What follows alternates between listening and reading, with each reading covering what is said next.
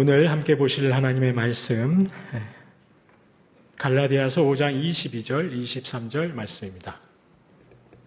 갈라디아서 5장 22절, 23절 말씀 저와 여러분이 한 목소리로 함께 읽도록 하겠습니다. 오직 성령의 열매는 사랑과 희락과 화평과 오래 참음과 자비와 양선과 충성과 온유와 절제니 이 같은 것을 금지할 법이 없느니라. 아멘. 저희가 방금 읽었더니 갈라디아서 5장 22절 이 말씀은 오직 성령의 열매들은 사랑과 희락과 화평과 오래 참음과 자비와 양선과 충성과라고 말씀하지 않습니다. 오직 성령의 열매들이라고 복수로 표현하지 않고 오직 성령의 열매는 이라고 단수로 그렇게 말씀하고 있습니다.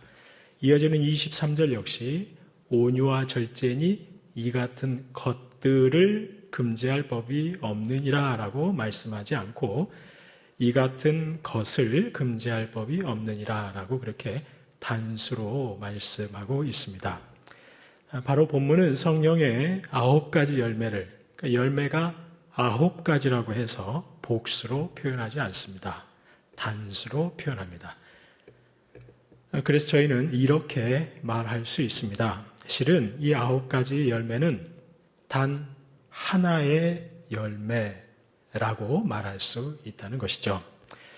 대부분의 사람들 동의하듯이 성령의 열매는 각기 다른 열매들이 아니라 하나의 열매라고 할 수 있다는 것입니다. 그리고 그 하나의 열매 안에 있는 여러 속성이라고 말할 수 있다는 것이죠. 바로 주님의 인격이라는 이 한 열매 안에 있는 성령의 열매라는 이 주님의 성품이라는 한 열매 안에 있는 다양한 인격의 속성들, 우리 주님의 다양한 성품의 속성들이 바로 성령의 열매라고 할 수 있다는 것입니다. 그래서 가령 어떤 분들은 이렇게 설명을 하시는 분도 있습니다. 성령의 9가지 열매 중에 맨 처음에 나오는 열매, 사랑의 열매죠. 그 성령의 열매는 하나라는 거죠. 사랑의 열매라는 겁니다. 그리고 사랑이 다르게 표현되는 것이 희락이고, 사랑이 다르게 발현되는 것이 화평이고, 사랑이 때로 다르게 나타나는 것이 오래 참음이고, 사랑이 때에 따라 하나님 앞과 사람 앞에서 다르게 발현되고 드러나는 것이 자비요, 양선이요, 충성이요, 온유요, 절제라고 그렇게 설명을 하기도 한다는 것이죠. 실은 사랑이라는 열매 하나인데 그 사랑이 바로 이 같은 다양한 모습으로 나타난다라고 설명하기도 한다는 겁니다. 그래서 이 9가지 주님 성품의 속성을 저희가 각자 마음대로 몇 가지는 내가 택하고 몇 가지는 나는 이건 없는 것 같다. 나는 이런 열매들은 아닌 것 같다. 그렇게 말할 수 없다라는 것이죠. 성령의 열매는 성령의 은사와 다르다는 겁니다. 성령의 은사는 우리 주님께서 주권적으로 어떤 사람에게는 예언의 은사를 주시고 어떤 사람에게는 지혜의 은사를 주시고 또 어떤 사람에게는 믿음, 능력 행함의 은사를 주시기도 합니다. 한 사람에게 성령의 은사 모두를 주시는 게 아니고 사람마다 각자 다른 은사를 주시는 것이죠. 하지만 성령의 열매는 그렇지 않다는 것입니다. 성령께서 이끄시는 대로 살아갈 때 내 안에 사시는 그리스도께서 사시면서 내가 성령의 열매를 맺어가게 되는데 몇 가지만 내가 원하는 것들을 맺어갈 수 있는 것이 아니라는 겁니다. 사실 내 안에 사시는 예수님, 우리 주님의 성품이 오래 참음은 있는데 화평은 없으신가요? 아니지 않습니까?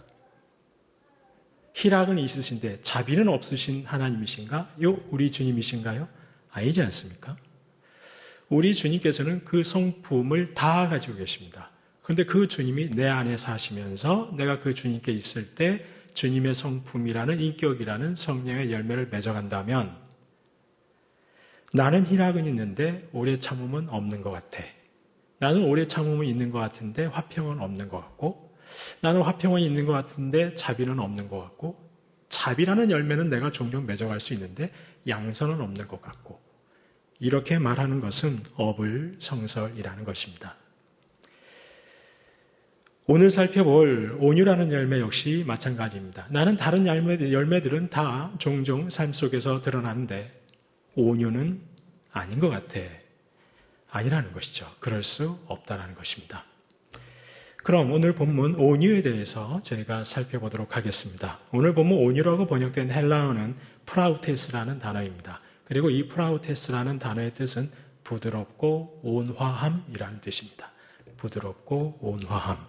이 프라우테스의 형용사형이 프라위스 또는 프라에이스라고 저희가 발음하는데, 이 프라위스에 대해서는 저희가 2024년 7월, 8월에 예수님의 팔복에 대해서 말씀을 나눌 때 마태복음 5장 5절 온유한 자는 복이 있나니 그들이 땅을 기업으로 받을 것이며 라고 그 말씀을 살펴보면서 이 프라위스, 프라에이스라고 하는 온유함에 대해서 살펴보았었습니다. 오늘은 부드럽고 온화함이라는 뜻을 가진 온유라는 것, 이것을 저희가 묵상해 보겠습니다. 그러면 이 온유는 구체적으로 성경에서 어떻게 사용되고 있는 것일까요?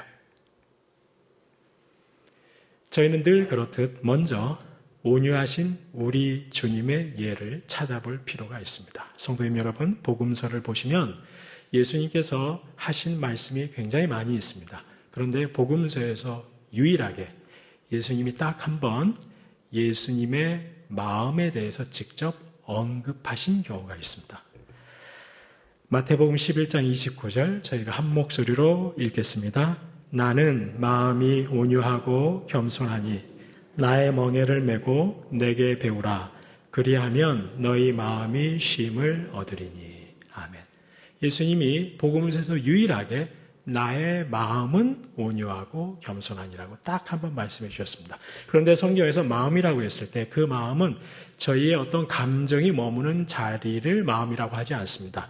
저희의 이런저런 생각이 머무는 자리를 마음이라고 하지 않습니다. 성경에서 마음이라고 했을 때 그 마음은 그 존재 자체를 말하는 겁니다. 그러니까 예수님이 나는 마음이 온유하고 겸손하니 말씀하셨을 때 나는 온유하고 겸손한 자라고 말씀하신 거죠. 예수님이 어떤 분이신가를 말씀해 주신 겁니다. 어떤 분이시라고 말씀하셨습니까? 온유하고 겸손한 분이라고. 그러면 예수님께서는 특별히 누구에게 온유하고 겸손하신 것일까요? 실은 복음서에 보시면 예수님께서 화를 내시기도 합니다. 외식하는 서기관과 바리새인을 향해서 화 있을진저 저주를 퍼부으십니다. 독사의 자식들이라고 욕을 퍼붓기도 하십니다. 하나님의 아들이 오셨는데 다른 누구도 아니고 하나님을 믿는 그 유대인들이 하나님의 아들이 오셨는데 알아보지 못하고 예수님을 대적했을 때 그 대적은 단순한 반대가 아니고 단순한 대적이 아니죠. 하나님의 구속 역사의 경륜을 대적하는 것. 아주 특별한 것이죠. 그래서 예수님께서 그들에게 거룩한 분노를 발하신 겁니다. 그런데 예수님께서 나는 온유하고 겸손하다고 하십니다. 그럼 예수님께서는 특별히 누구에게 온유하고 겸손하신 것일까요? 저희가 방금 보았던 마태복음 11장 29절 바로 앞에 있는 마태복음 11장 28절 저희가 한 목소리를 읽겠습니다. 수고하고 무거운 짐진 자들아 다 내게로 오라. 내가 너희를 쉬게 하리라. 수고하고 무거운 짐진 자들아 다 내게로 오라. 왜냐하면 나는 온유하고 겸손하니까. 내게 와서 쉬어라.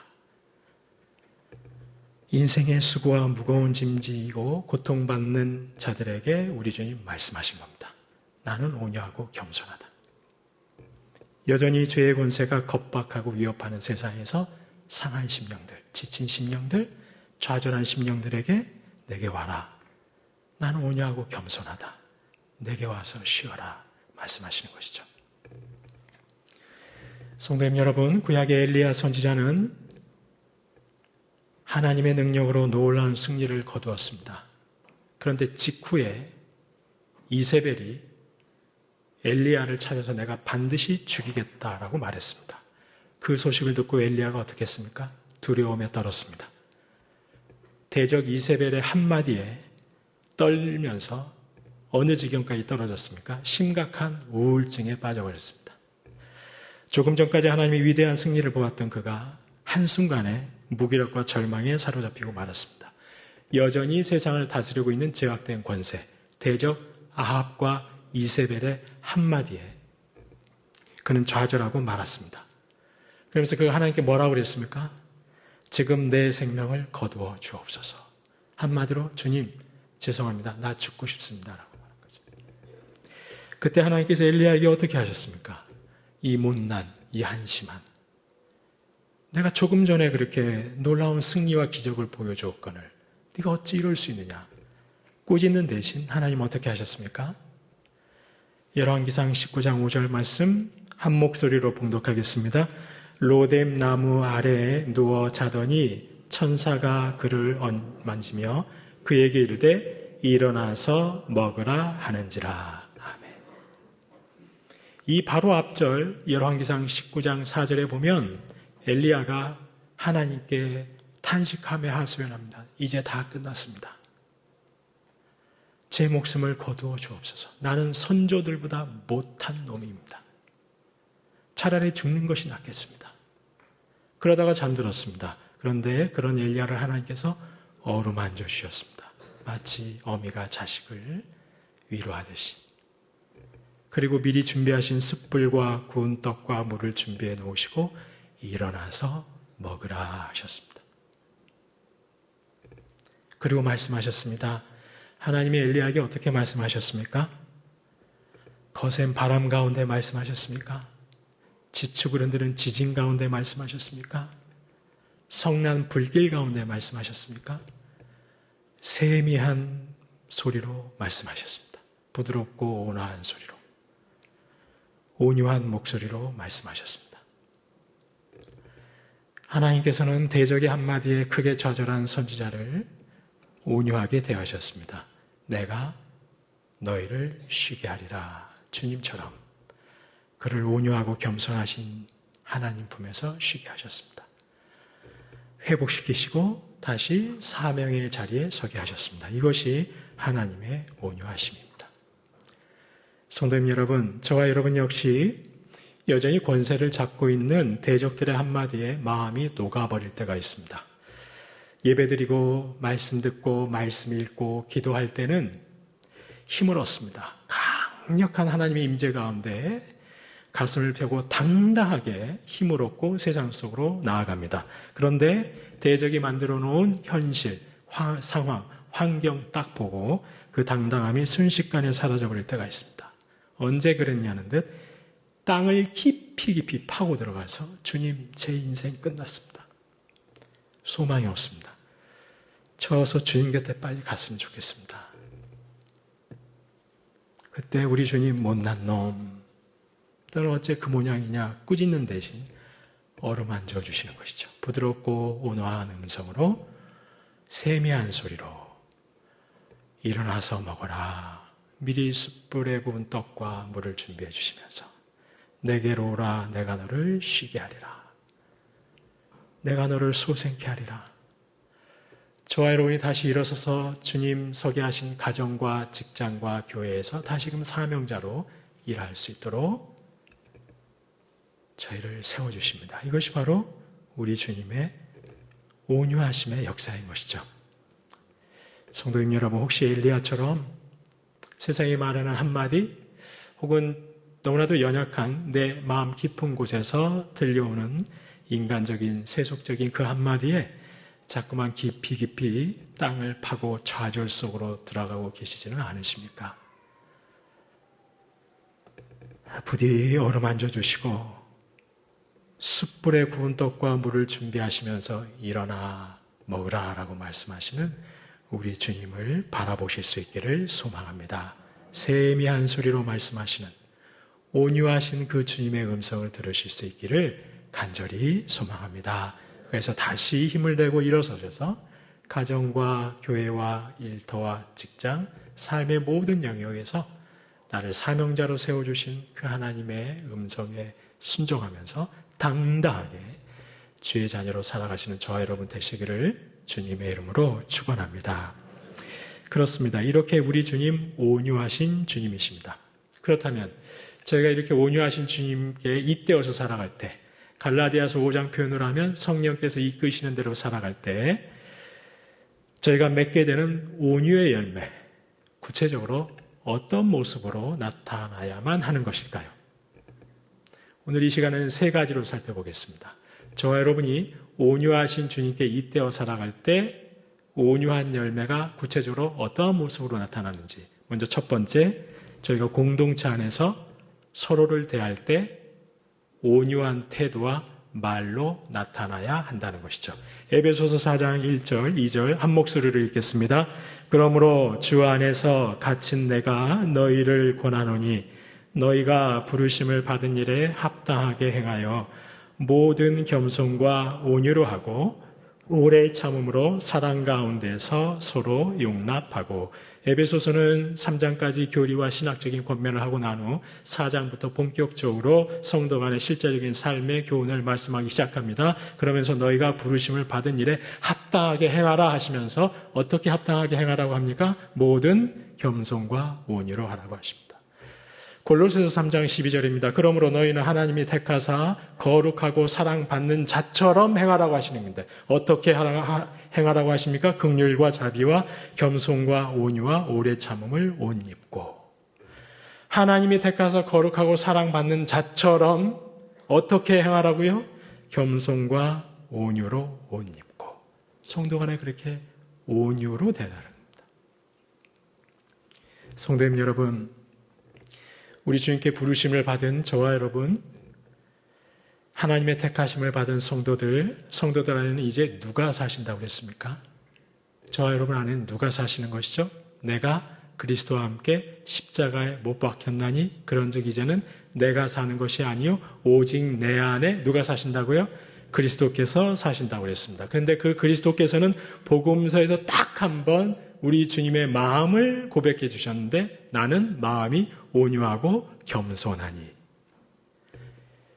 저와 여러분 모두에게는 이제 내가 사는 것이 아니고 그리스도께서 사시는데, 그 그리스도는 어떤 분이시라고요? 온유하고 겸손하신 분. 그러면 저희 모두 마음속에 사시는 그리스도께서 온유하고 겸손하신 분이라면 성도들 간의 교회 안에서 서로 교제할 때 어떤 것이 나와야 되는 것이죠? 온유한 태도, 온유한 말이 나와야 되는 겁니다. 너무나도 당연한 것이죠.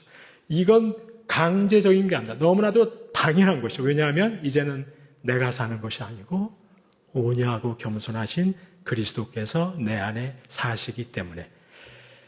그런데도 성도 간에 교주할 때 온유한 태도와 온유한 말이 나오지 않는다면 지금 뭔가 심각하게 이상이 생긴 것이죠. 혹시 내가 아직 그리스도와 함께 십자가에서 못 박혀 죽지 않았나? 내 안에 그리스도께서 사시는 것이 아닌가? 그래서 나는 교회 안에서 성도들과 교제할 때 온유한 태도와 온유한 말이 안 나오는 것인가? 너무나도 당연하다는 것이죠.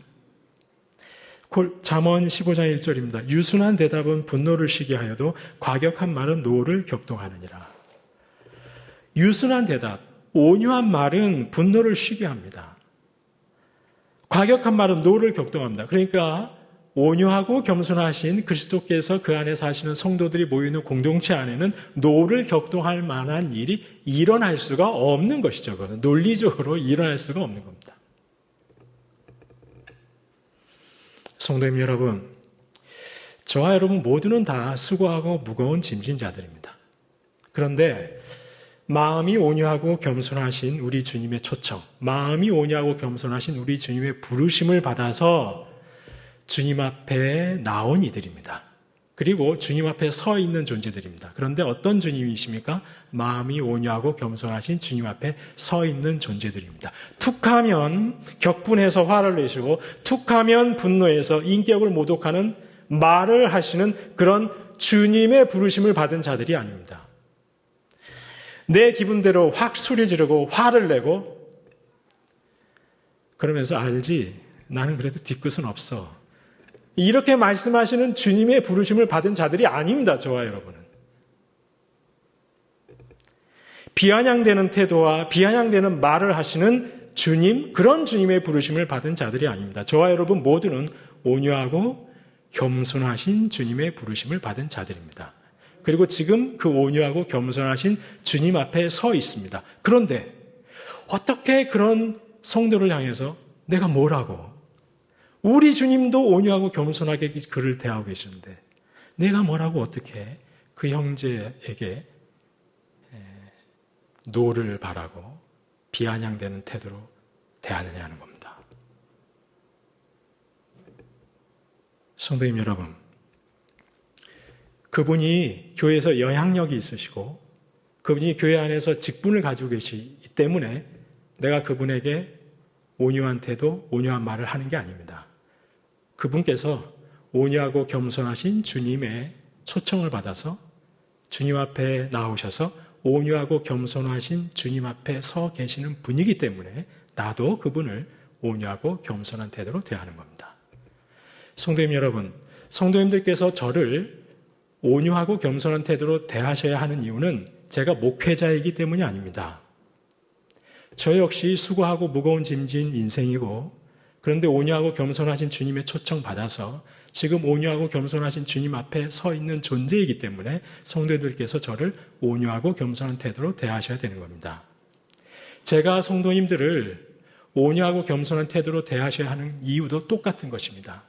제가 뭐라고? 제가 마치 성령을 독점하고 있는 것처럼 성령의 능력이 뭐 특별한 것이라고 제가 성도님들 앞에서 비아냥대듯이 꾸중대듯이 말할 수 있습니까? 안 되는 것이죠. 이 자리에 계신 모든 성도님들은 온유하고 겸손하신 주님의 초청받아서 지금 온유하고 겸손하신 주님 앞에서 서 계신 분들인데 제가 뭐라고 그렇게 대할 수 있겠습니까? 저희가 왜 교회에 새로 등록하신 분들 온유하고 겸손한 태도로 대해야 됩니까? 그분들이 새 가족이어서? 아닙니다. 새 가족이 되셨던 40년, 50년 다니셨던 저희 모두는 서로가 온유한 태도와 온유한 말로 대해야 됩니다. 왜냐하면 그분이 바로 온유하신 주님 초청받아 지금 온유하신 주님 앞에 서서 주님으로부터 온유한 대접을 받고 계신 분이기 때문에 저희 모두는 다 그렇게 대해야 되는 겁니다. 우리 주님이 지금 온유하게 대하시는데 내가 뭐라고? 내가 어떻게 감히? 성도님 여러분, 저와 여러분이 날마다 교회 안에서 우리 성도님들과 교제하실 때 교제하시기 전에 주님 제가 주님의 온유와 겸손으로 옷 입게 하옵소서. 주님의 온유와 겸손의 성품 닮아가게 하옵소서. 그렇게 기도하시고 교제하실 수 있기를 간절히 소망합니다. 부디 저와 여러분이 날마다 주님의 온유와 겸손으로 옷 입고 교회 안에서 모두가 서로가 서로를 온유함으로 대하실 수 있기를 주님의 이름으로 축원합니다. 두 번째, 저와 여러분이 온유하신 주님께 잇대어 살아갈 때 갈라디아서 5장 표현으로 하면 성령께서 이끄시는 대로 살아갈 때 맺게 되는 온유의 열매, 구체적으로 어떤 모습으로 나타나는 것일까요? 저희는 교회 안에서 서로에게 모두 온유하게 대해야 된다고 앞서 말씀드렸습니다. 그런데 심지어 이제는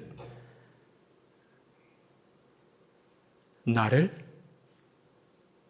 반대하는 이들에게까지도 온유함으로 대하는 것으로 나타나야 됩니다. 나에게 잘못하는 사람, 교회 안에서 나에게 실수하는 이들에게까지도 온유함으로 대하는 것으로 나타나야 됩니다. 성도님 여러분, 사실 성령의 열매 맺는다는 거 인간적으로 보면 정말 어렵습니다. 저희 모두가 다 서로에게 온유로 대한다면 아무 문제가 없습니다. 하지만 현실은 그렇지 않습니다. 교회 안에서 나에게 잘못하는 사람이 있습니다. 나에게 실수하는 사람이 있습니다. 나를 격동하게 하는 사람이 있습니다.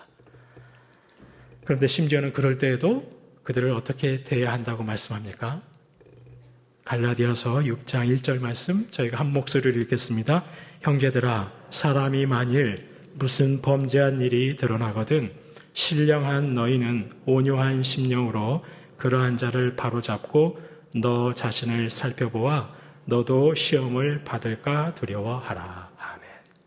만일 어떤 형제의 범죄가 드러났다. 여기서 범죄란 잘못, 실수라고 번역할 수 있습니다. 그 안에서 어떤 형제의 잘못이 드러났습니다. 실수가 드러났습니다. 그러면 그때 어떻게 해야 되느냐? 갈라디아서 6장 1절은 두 가지로 말씀합니다. 첫째, 온유한 심령으로 그러한 자를 바로잡으라고 합니다. 그렇습니다. 온유란 잘못한 것을 눈 감아주는 것이 아닙니다. 실수가 있으면 바로 잡아줘야 됩니다. 다만 그 태도가 온유함이어야 된다는 것이죠. 어째 사람이 저럴 수 있을까? 형제의 잘못 실수에 대해서 손가락질하고 비방하고 강력하게 질타하면서 바로 잡으려 하지 말고 온유한 심령으로 바로 잡으려고 해야 한다는 것입니다. 둘째, 그 형제의 잘못과 실수를 보면서 나 자신을 잘 살펴보라는 것입니다. 나 자신도 어떤 유혹에 빠지지 않도록 조심하라는 것이죠. 형제가 잘못을 범하고 실수했을 때 저희는 나 자신 역시 살펴볼 수 있어야 됩니다. 나도 얼마든지 저 형제처럼 실수할 수 있고, 나도 얼마든지 저 형제처럼 잘못할 수 있고, 나도 얼마든지 저 형제처럼 유혹에 넘어질 수 있다는 것을, 그런 나 자신을 살펴야 한다는 것이죠. 두려워해야 된다는 겁니다. 그러면서 조심해야 된다는 것이죠. 그리고 그 형제를 질타하거나 비방하기보다 온유한 마음으로 바로잡아줘야 됩니다. 성도님 여러분, 내가 예수님을 지금 잘 믿고 있다고 해서 내가 완벽한 사람이 아닌 겁니다. 내가 예수님 믿고 신앙생활 잘하고 있다고 해서 내가 그렇게 온전한 사람이 아니라는 것이죠. 제가 매주일 강단에 서서 하나님의 말씀을 전한다고 해서 제가 그렇게 좋은 사람이 아니라는 겁니다. 제가 그렇게 신령한 사람이 아니라는 겁니다. 절대로 그렇지 않습니다. 물론 제가 날마다 주님의 도우심과 은혜를 구합니다. 하지만 저 역시 한없이 연약하고 부족한 사람입니다. 정말 별거 아닌 것이죠. 내가 교회에서 직분을 가지고 있고 내가 교회에서 크고 작은 일을 섬기고 있다고 해서 내가 큰 잘못은 범하지 않는 사람이고 내가 실수하지 않는 사람이고 내가 어떤 유혹에도 넘어지지 않을 수 있는 그런 경건한 사람이 아니라는 것이죠. 전혀 관계가 없다는 것이죠. 성숙을 향해서 저희 모두는 다 지어져 가고 있는 중인 겁니다. 그래서 때로 실수도 하죠. 유혹에 넘어지기도 하는 겁니다. 너무나도 미숙한 자라는 것이죠. 내가 매일 성경을 수십 장씩 읽습니다. 내가 매일 시간을 내어서 기도하고 있습니다. 내가 매일 교회에 와서 봉사를 하고 있습니다. 그렇다고 해서 나는 다르다라고 생각하시면 안 된다는 것이죠. 나는 저렇게 잘못하고 실수하고 유혹에 넘어지는 저 형제들과는 다르다라고 생각하시면 절대로 안 된다는 것입니다. 절대로 안 된다는 것입니다. 나 역시 다른 누구보다도 인간적인 사람이고 나 역시도 누구보다 잘못할 수 있고 나 누구보다 쉽게 실수할 수 있고 나 역시 누구보다도 유혹에 넘어질 수 있는 사람이라는 것을 인식하시고 인정하셔야 됩니다. 인정하셔야 됩니다. 다른 누구보다 실수가 많고 유혹에 잘 넘어질 수 있는 존재라는 사실을 깊이 인정하시고 자각하셔야 됩니다. 이것이 겸손입니다. 이런 겸손이 있을 때 저는 절대 형제의 잘못, 형제의 실수, 형제의 유혹에 쉽게 넘어지는 것에 대해서 저희가 쉽게 정죄하지 못하는 거예요. 쉽게 손가락질하지 못하는 겁니다. 오히려 온유한 심령으로 바로 잡으려고 할 것입니다. 이런 자신에 대한 깊은 겸손이 있을 때 제가 타인에게 온유할 수 있는 겁니다.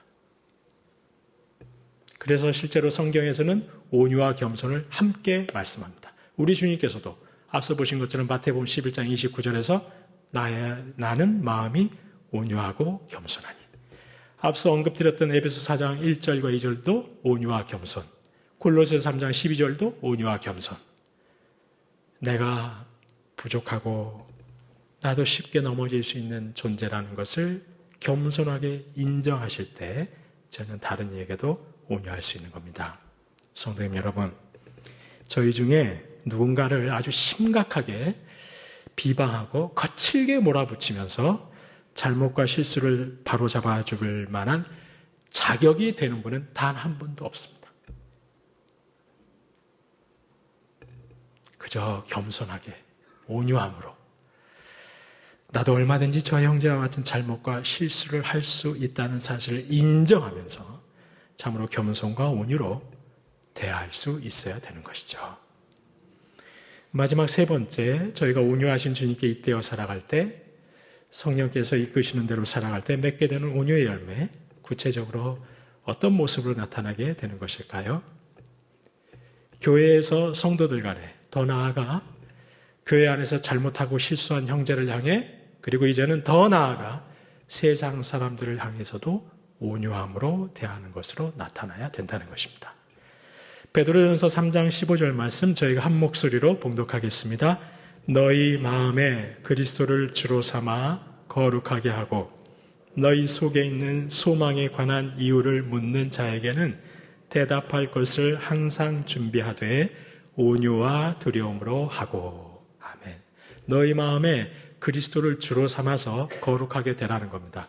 그리고 나서 너희 속에 있는 소망에 관한 이유를 묻는 자에게, 그러니까 너는 왜 황제를 소망으로 두지 않고 물질을 소망으로 두지 않고 예수를 그리스도로 소망을 두면서 살아가느냐고, 너는 왜 그리스도를 믿느냐고 그 이유를 묻는 자들에게 대답할 것을 항상 준비하는데 온유와 두려움으로 하라고 합니다. 그리고 특별히 베드로전서 3장 15절에서 말하는 너희의 소망의 이유를 묻는 자들은 어떤 자들이죠? 박해하는 자들이죠. 핍박하는 자들입니다. 너는 왜 황제를 주라고 고백하지 않고 예수를 주라고 고백하는 거야? 핍박하는 자들이죠. 근데 그런 자들을 향해서 온유함으로 대하라는 겁니다. 두려움으로 하나님을 향한 태도죠. 비록 그가 나를 박해하는 자이지만 하나님께서는 그런 자를 위해서도 아들을 내어주기까지 하셨으니까 두려운 마음으로 나를 박해하고 신문하는 자들에게 온유로 말하라고 하는 것이죠. 실은 우리 주님이 그렇게 하셨습니다. 베드로전서 2장 23절입니다. 욕을 당하시되 맞대어 욕하지 아니하시고 고난을 당하시되 위협하지 아니하시고 오직 공의로 심판하신 이에게 부탁하시며. 성도님 여러분, 우리 주님 힘이 없으셔서 그렇게 하셨습니까? 능력이 없어서 그렇게 하셨습니까? 그렇지 않습니다. 우리 주님 방법이 온유하신 방법인 겁니다. 끝까지 온유하신 방법으로 심지어 박해하고 비방하는 자들까지도 쉼을 얻도록 하기 위해서, 그런 자들까지도 생명을 얻되 풍성하게 얻는 길을 온유한 방법으로 열어놓으셨습니다. 그래서 저희는 교회를 향해서 비방하는 세상을 향해 거칠게 대받아쳐서는 안 되는 거죠. 변호는 할 수 있지만 우리 주님처럼 온유한 방법으로 해야 되는 것이죠.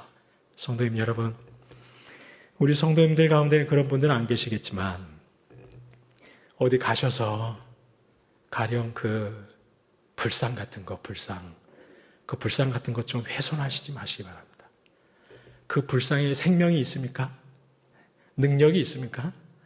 아무것도 아니죠. 아무것도 아닌데 괜히 이거 손대시면 불미스러운 일만 생기게 됩니다.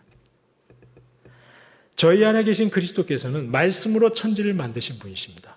그 그리스도께서는 저희의 그런 불미스러운 일이 아니라 저희가 세상을 향해 온유한 태도와 온유한 말하는 그것을 도구 삼아서도 얼마든지 온 세상에 하나님 나라를 충만하게 이루실 수 있는 하나님이십니다. 저는 폭력적인 걸 일삼아서는 안 되는 것이죠. 교회 역사가 십자가 원정을 통해서 무엇을 보여주고 있습니까? 전쟁과 폭력으로 대했을 때 무엇이 남았습니까? 아무것도 남은 것이 없습니다. 하나님 나라는 그렇게 이루어지는 것이 아닙니다. 말씀을 정리하겠습니다. 저와 여러분 안에는 화를 주체하지 못해서 노를 표출하시는 무례하고 거친 말, 비아냥대는 태도와 말하시는 그런 그리스도께서 사시지 않습니다. 저와 여러분 안에는 온유하고 겸손하신 그리스도께서 사십니다. 부디 온유하고 겸손하신 그분에게 잇대어서 교회 안에서 서로 온유함으로 대하시고 심지어 나에게 잘못하고 실수하는 형제에게도 온유함으로 대하시고 저희에게 친절하지 않은 세상을 향해서도 온유함으로 대하실 수 있는 저와 여러분 되시기를 주님의 이름으로 축원합니다.